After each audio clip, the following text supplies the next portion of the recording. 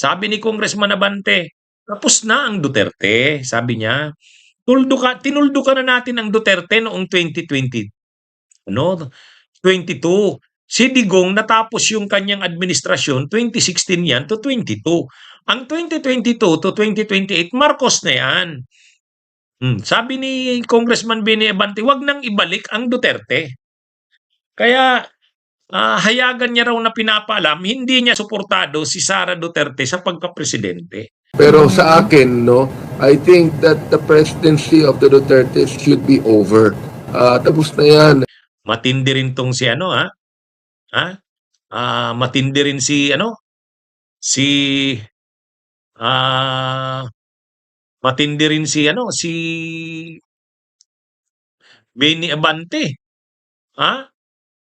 Sabi ni Bini Abante, ano yan, hindi tayo dapat matakot kay Sara Duterte. Oh, kaya hindi dapat matakot ang mga kongresista. Kasi dapat tapos na yang Duterte. Parang ang sinasabi ni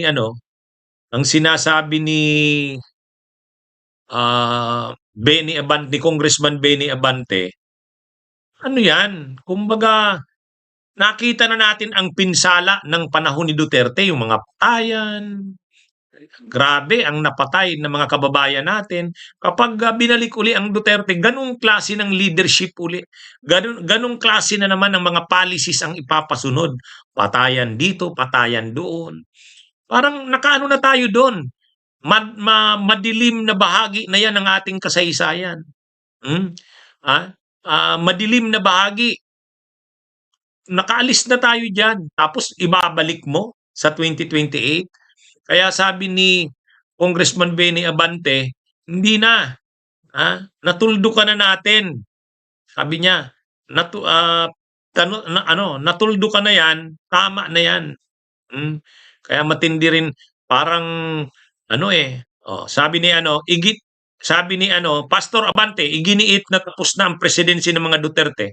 I think that the presidency of the Duterte should be over. Tapos na yan. Matindi, Hindi na dapat pag-isipan pang ibalik yan. Nung panahon ni Duterte na maraming pinapatay, mahirap yung naging laban ng bayan. Kahit anong ginawa ng bayan, talagang si Duterte, ginawa niya kung ano yung gusto niya sa Pilipinas. Ang daming pinatay. Kaya lang, ang tanong ng mga tao, kailan kaya ito matatapos? So at least natapos noong 2022. Pagdating ni PBBM, binago niya na ang policy. Hindi na yung madugong war on drugs. Wala na yun. Yung pagiging tuta natin sa China, wala na yun.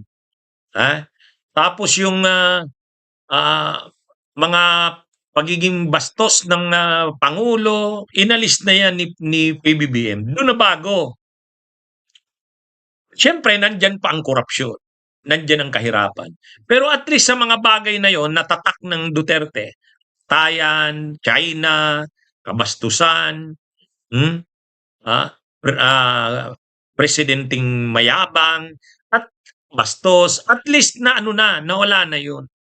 So, parang ang sinasabi ni Congressman Beni Abante, nituldo ka na yan. At least, naiba na. Ang kalaban na lang natin ngayon, kahirapan, korupsyon. Pero kung babalik na naman sa Duterte, ibalik mo na naman yung mga patayan, yung kabastusan, yung yabang, yung China, mangingibabaw na naman sa bansa natin. Kaya sabi ni Congressman Beni Abante, ang panahon ng Duterte ay tapos na. Tapos na yan. The presidency of the Duterte should be over. So kung mayroong itong si Sara, gustong maging Pangulo ng Pilipinas, babalik na naman ang Duterte.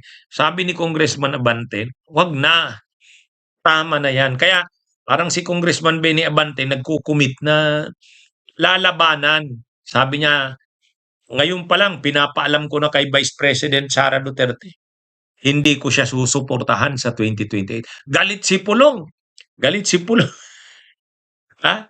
Si Abante pa naman yung nag-endorse ng fourth impeachment complaint. Si Abante ang nag-endorse. O ngayon, galit si Pulong. Bakit galit si Pulong? Sabi ni Pulong Duterte, sino ka ba?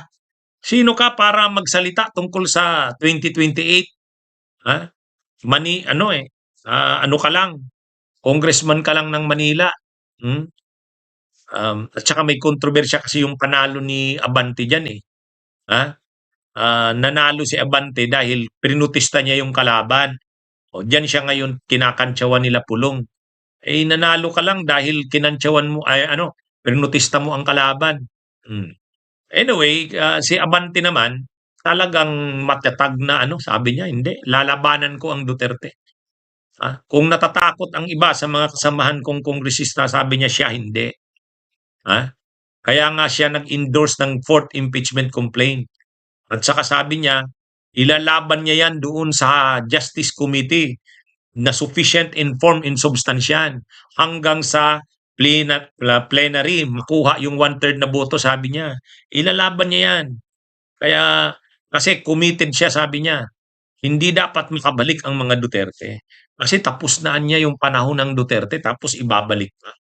Yun, matindi matindi yung mga ni Benny Abante, masyadong committed sa na hadlangan ang pagbabalik ng mga Duterte. Yan yung kanyang commitment. Never again. Natapos na yan, tinuldo ka na. The Duterte's presidency should have been over. Tapos na. Huwag nang ibalik. Tapos na yan. Tinuldo ka na yan. Yun. Kaya yun ang pinaka mensahe ni Congressman Benny Abante. Okay, mga kabunyog, mga kababayan, magandang araw sa inyong lahat. Bunyog, bunyog, halikan na kasama ka. Bunyog, kapag buklod ay may pag-asa. Luzon, Visayas, Mindanao, isa ang pananaw. Sa bagong Pilipinas ang bunyog isisigaw. Bunyog, bunyog, bunyog.